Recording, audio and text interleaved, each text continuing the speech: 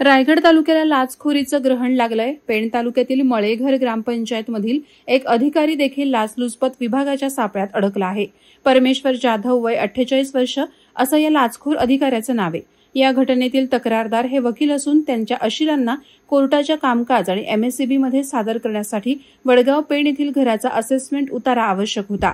तो मिळण्याकरता तक्रारदारांच्या अशिलानं ग्रामपंचायत मळेघर यांच्याकडे अर्ज केला होता, परंतु अशील वयोवृद्ध असल्याने असेसमेंट कागदपत्र प्राप्त करण्यासाठी तक्रारदारांच्या नावे कुलमुखत्यार पत्र तयार करून दिलं होतं।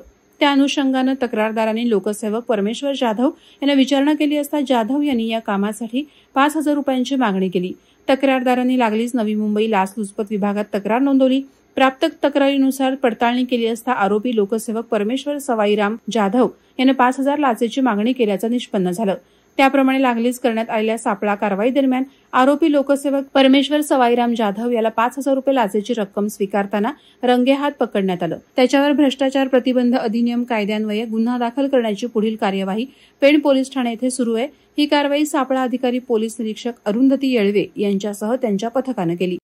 वादळवारा लाईव्हसाठी किरण बांधणकर, पेण। नवी मुंबई व रायगड जिल्ह्यातील ताज्या बातम्या आणि घडामोडींसाठी सबस्क्राईब करा वादळवारा लाईव्ह चॅनल आणि दाबा बेल आयकॉन।